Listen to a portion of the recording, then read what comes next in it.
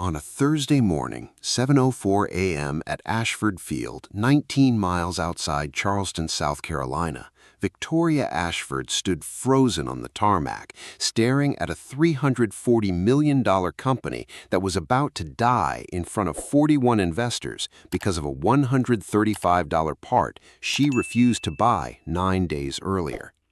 The Ashford G650 sat dead in front of her, its control panel flashing the same hydraulic fault code for the fourth time in a row. Behind the glass of the heated viewing tent, investors watched in silence, coffee going cold in their hands, while a Charleston Post and Courier reporter quietly filmed every second of it on her phone. 9 days before this moment, a contract technician named Marcus Ellison had knelt beneath that exact aircraft and told Victoria the failure was one hydraulic bypass valve, stamped part number, $135 to replace. Victoria looked at the number, looked at his worn coveralls, and called him a mechanic chasing attention in front of her entire executive board. Then she signed a $9.1 million systems overhaul with a vendor her operations director, Derek Coleman, had personally recommended and had Marcus's access badge deactivated before he reached the parking lot. Now it was 7:04 a.m. The jet still wouldn't start, and Victoria had 19 minutes before every investor in that tent walked out for good. If you're watching this on your morning drive or on a break you're not supposed to be taking, stay to the end. In the next hour, Victoria is going to call the man she banned and beg him to come back. By noon, her father will say one sentence that ends her career the way she's always known it. But to understand how a $135 valve nearly destroyed $340 million, we have to go back 9 days, to the last morning anyone at Ashford Aviation still trusted Marcus Ellison. 9 days earlier, Marcus Ellison woke up at 5:15 a.m. in a small rented house on the edge of North Charleston, the same way he did every morning. He made coffee, checked on his 8-year-old daughter Emma, still asleep down the hall, and left a note on the counter in case she woke up before he got back. He drove a 2009 Ford pickup with 214,000 miles on it, the same truck his father used to drive before he passed. In the back sat one metal toolbox, dented at the corners, with his father's initials still scratched into the lid. Marcus wasn't on Ashford Aviation's payroll. He was a contractor, called in only when something stumped the in-house team, which had been happening more often lately, though nobody upstairs seemed to notice or care who kept solving it. He never asked for recognition.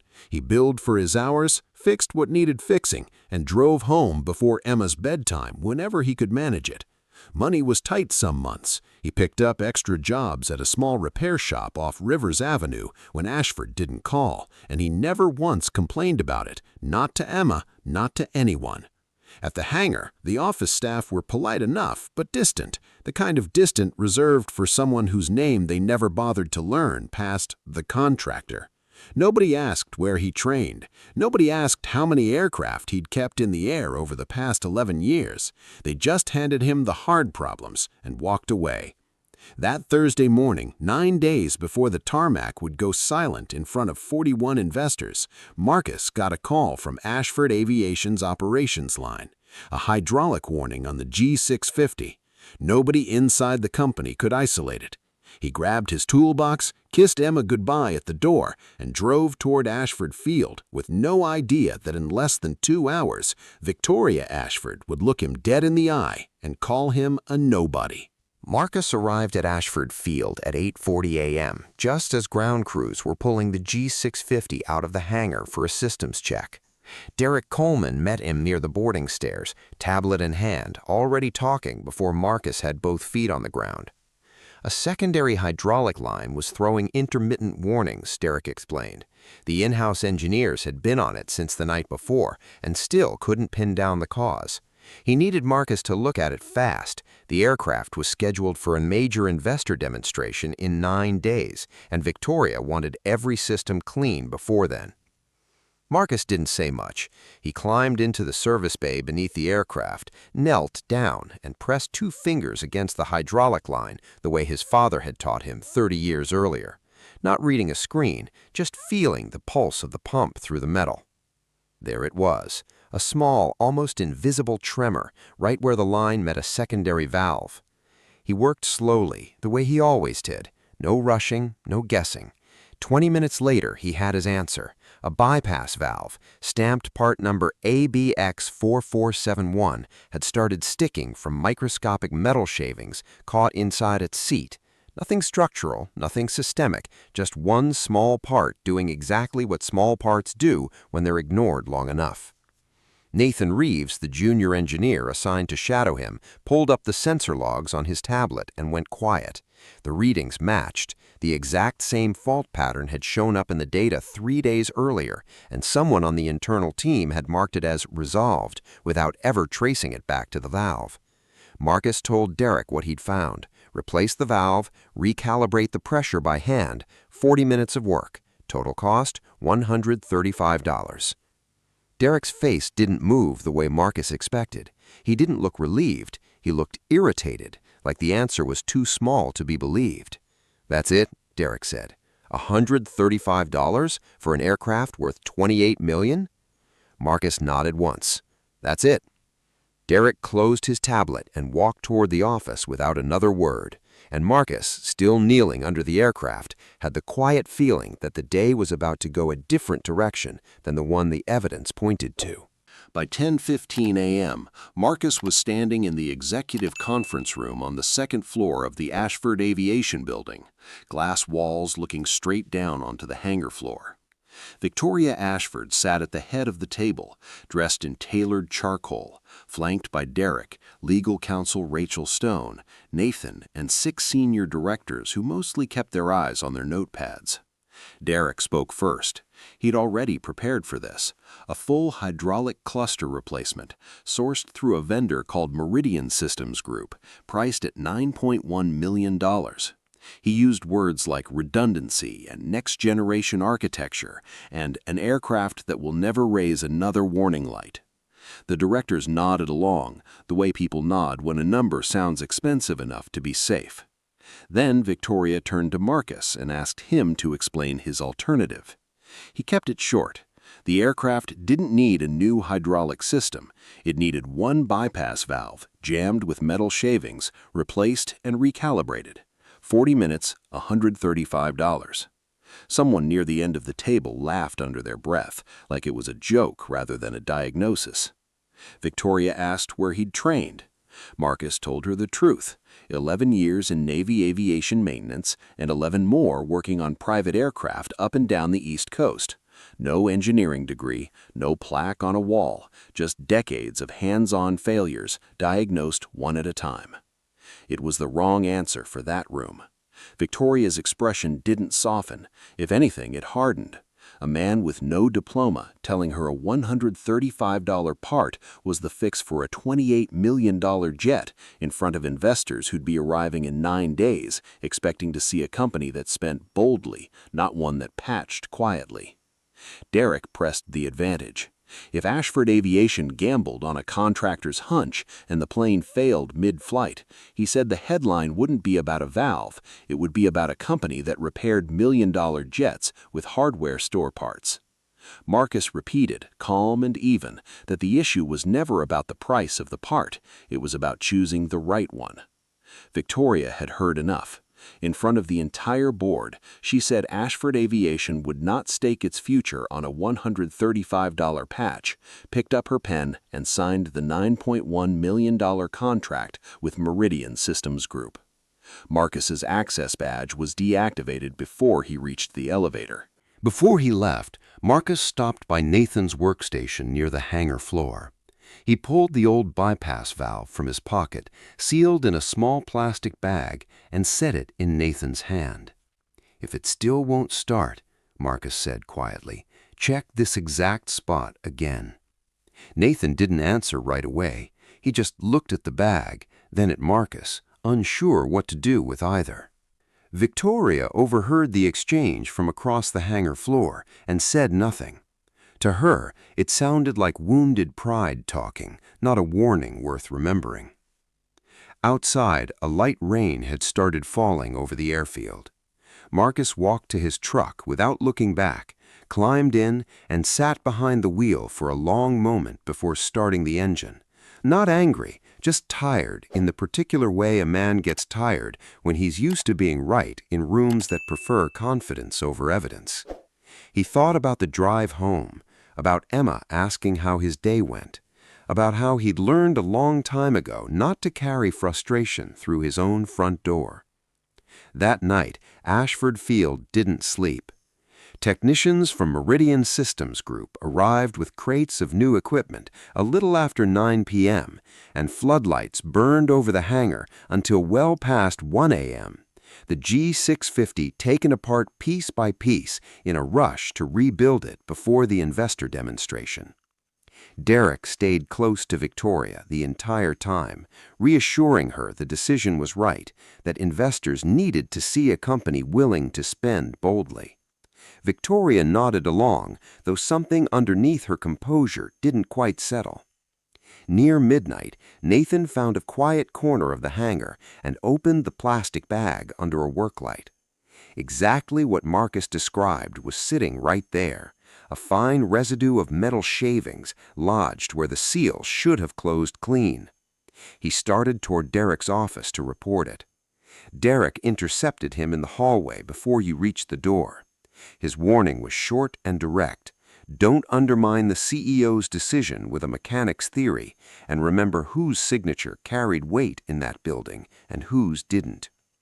Nathan folded the bag back into his pocket and said nothing more, but the feeling in his chest didn't leave him for the rest of the night. By sunrise, 9 days had passed since Marcus first knelt beneath that aircraft, and the hangar had been transformed into something closer to a stage than a workplace, with investors' cars already turning off the highway toward Ashford Field. By 6:40 a.m., the hangar looked like a different building entirely. Dark cars lined the access road, aviation journalists trailed in behind them, and Ashford Aviation's senior staff stood in pressed suits along the hangar floor, coffee in hand, rehearsing the language of confidence they'd use for the next few hours. Victoria climbed a small platform near the aircraft to address the crowd.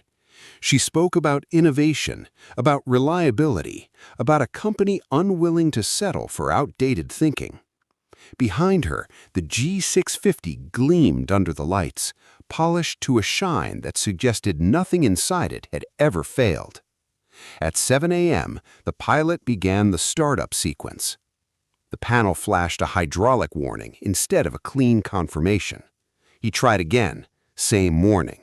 On the third attempt, the system locked itself into a protective shutdown and refused to go further no matter how many times the sequence was repeated. The mood in the hangar shifted in seconds, polished confidence turning to visible unease. Investors exchanged glances. A reporter from the Charleston and Courier started writing, her pen moving faster than anyone on that platform wanted to see. Derek moved fast, blaming the internal engineering team first, then floating, almost casually, that Marcus Ellison might have tampered with something out of resentment before he left. Victoria felt her face burn with something between anger and humiliation. She ordered someone to get Marcus on the phone, not to apologize, but to confront him directly about what had gone wrong. 19 miles away, in the small repair shop off Rivers Avenue, Marcus took the call with no enthusiasm at all. The memory of being escorted out with a dead badge sat heavy in his chest, and for a moment he considered just saying no. A short call with Emma reminded him gently that steady work mattered more than wounded pride, even if it didn't erase the sting of how he'd been treated. He drove back to Ashford Field. This time, walking through the hangar doors, he didn't lower his eyes past hundreds of stairs ranging from confusion to open suspicion. Victoria met him at the base of the aircraft, her voice cold and clipped. If he believed himself right, she told him, he'd have to prove it here, now, in front of everyone who just watched her promise collapse. She gave him 30 minutes. If he was wrong, she said, he'd never work with any company connected to Ashford again. Marcus understood immediately. This wasn't an invitation to help.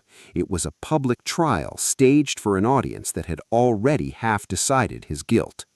He didn't rush. He asked first for the pressure logs recorded in the 12 hours after the Meridian install. The Meridian engineers smirked at the request, certain a $9.1 million system couldn't possibly be undone by a part that cost less than an hour of their labor. What the data showed was unmistakable. The failure was happening at the exact same pressure point as before. Nothing had actually been fixed. It had only been buried over new hardware. Marcus asked permission to open an access panel on the secondary compartment. The $9.1 million upgrade had never touched. Derek objected immediately, arguing it fell outside the scope of the new system.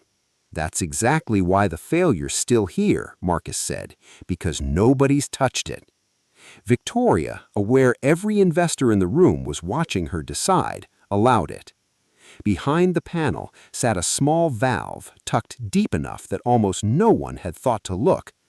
Marcus explained it was sending a false pressure reading, triggering the shutdown every time.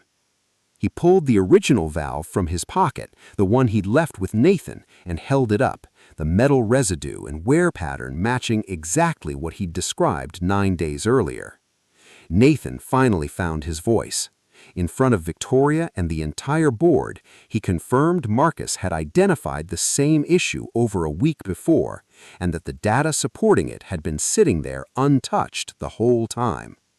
Victoria looked at Nathan, then at Derek, and for the first time understood that something had been deliberately kept from her. Marcus broke the silence. He said he could get the aircraft running again, but only on 2 conditions: full access, no interference, and a guarantee that no junior technician would be blamed for decisions made far above their pay grade. Before Victoria could answer, the side door of the hangar swung open and every conversation in the room went quiet at once. Richard Ashford walked in with the unhurried gait of a man who'd built this company with his own hands decades before his daughter ever sat at the head of a boardroom table. He rarely came to the field anymore, having stepped back years earlier to let Victoria run things her way. His presence alone was enough to silence the room. He didn't look at Derek. He didn't look at the investors clustered near the platform. His eyes went straight to Marcus, studying him for a long moment, like a man confirming something he'd suspected for a while. "You're Ellison," Richard said. "Your father worked the line on the old Ashford G450, didn't he? Out of Hangar 3 back in '96? Marcus nodded. "Yes, sir. Frank Ellison. He was my father." Something shifted in Richard's face.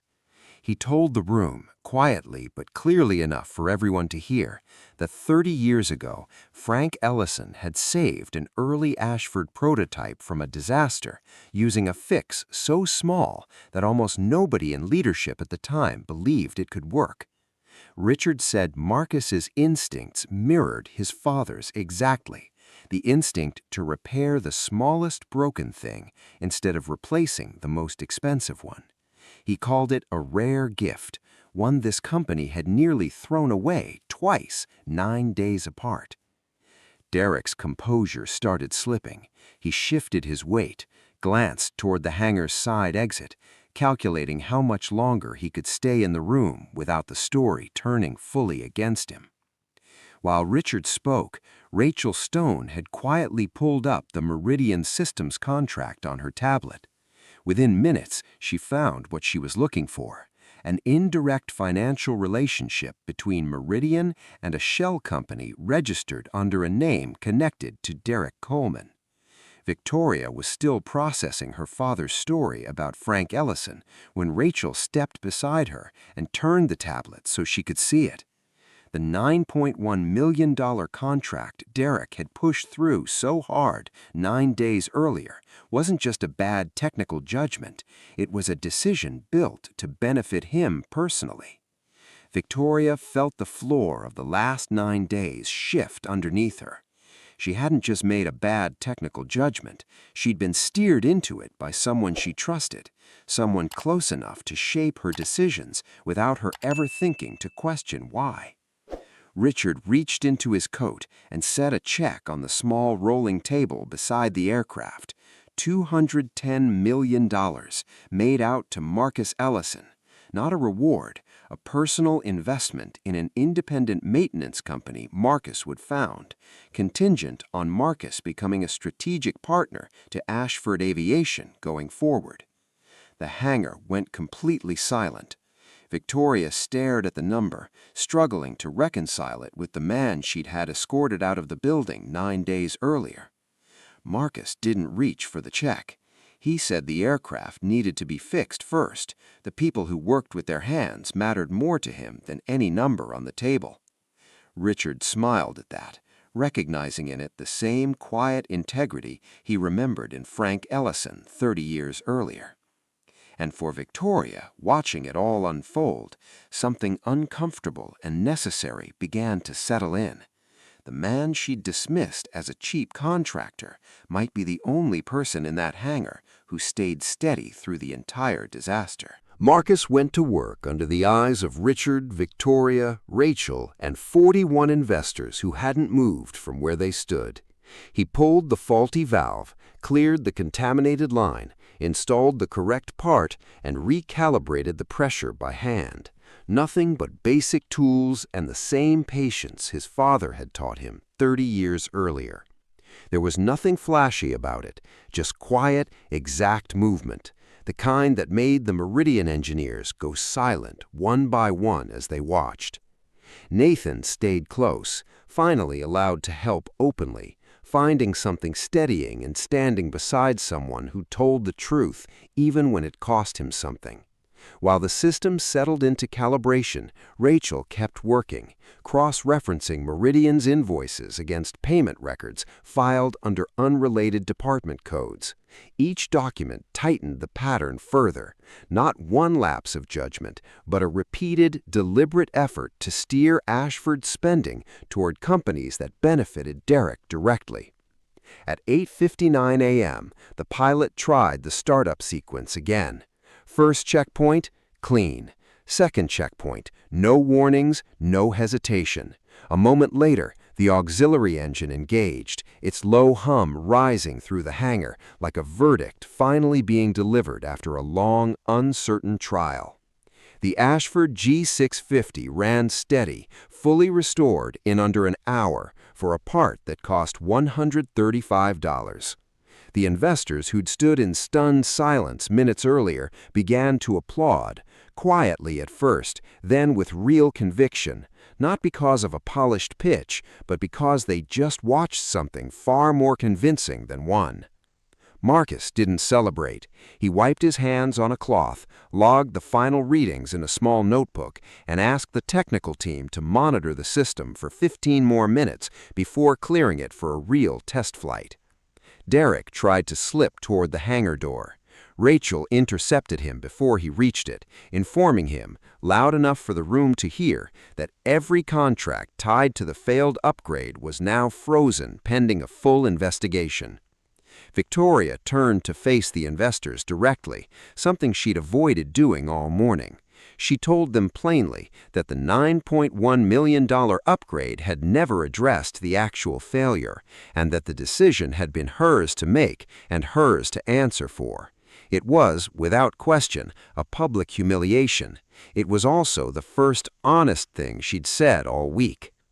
Marcus Ellison identified the correct diagnosis 9 days ago, she said. I didn't listen. Marcus didn't use the moment to push further. He said only that the technicians working beneath senior management deserved protection from decisions made far above their pay grade, a statement that visibly steadied Nathan and the other junior engineers standing nearby. Richard watched his daughter from a few feet away, recognizing in that admission exactly the kind of leadership he'd hoped this ordeal might finally teach her. As the G650 rolled toward the runway for its test flight, Victoria turned to Marcus and asked him, without a trace of the condescension she'd shown him 9 days earlier, what he had seen that everyone else in that hangar had somehow missed. Later that morning, in the founder's old office, a modest room left largely untouched since the company's early years, Richard sat down with Marcus and Victoria and talked at length about Frank Ellison, a gifted technician who'd once been overshadowed by a larger company eager to take credit for a solution he alone had discovered. The injustice of it had never fully left Richard's memory, and seeing the same instincts in Marcus had stirred something he'd carried quietly for decades. Victoria asked Marcus why he'd come back at all after she'd humiliated him in front of 41 investors the day before. Marcus said if he hadn't, the aircraft might kept getting repaired the wrong way. Junior technicians might have taken the blame for something they didn't cause, and her father's company might have lost everything it had spent 40 years building. Richard slid the $210 million check across the desk again, this time without an audience. Marcus said he'd only accept it if it didn't turn him into a marketing symbol paraded in front of cameras. He wanted to build an independent maintenance company, one that trained young technicians to find the root cause before reaching for expensive solutions. Richard agreed without hesitation, telling him that was exactly the answer he'd been hoping to hear. Rachel's investigation confirmed everything within days. Derek knew the $135 diagnosis was credible before he pushed the $9.1 million contract through, and internal messages showed he'd worked deliberately to damage Marcus's credibility to protect his financial stake in Meridian. Victoria confronted him in the same conference room where she'd dismissed Marcus 9 days earlier, laid the evidence across the table, and suspended him on the spot, referring the matter to legal counsel and an independent auditor. Legal proceedings followed in the months after. 3 months later, Carter, now Ellison, Precision Systems opened their doors beside Ashford Field. Its bays run with the same disciplined order Marcus had carried since he was a boy watching his father work. Young technicians trained under one principle above all: find the root cause before reaching for the expensive fix. Nathan became one of the first engineers to complete the program, eventually leading a small team of his own. Ashford Aviation rebuilt investor trust slowly by staying transparent about what went wrong and reforming how major decisions got approved. Victoria kept her sharp instincts, but she learned to listen, genuinely listen, to voices from the lowest levels of the company. At a small, deliberately understated ceremony in the same hangar, Richard told the staff that the future of aviation depended not on the most expensive technology available, but on people humble enough to notice small failures before they became disasters. Victoria thanked Marcus publicly that day, careful this time not to turn him into a symbol for the company's recovery. She called him a partner who'd saved Ashford Aviation from its own arrogance, a description far more honest than anything a press release could produce. Marcus watched the G650 lift into a clear afternoon sky, climbing steady, no warning light in sight. He felt no need for vindication. The truth, quietly acknowledged, had always been enough. The lesson of those 9 days stayed simple, and it stayed with everyone who'd stood in that hangar the morning the aircraft refused to start. Price was never the true measure of worth. A title never guaranteed wisdom, and sometimes the person everyone overlooks is the only one who ever truly sees what matters. If stories like this keep you here until the very last word, the ones where quiet competence finally gets seen, let me know in the comments where you're watching from, and stay close for the next one.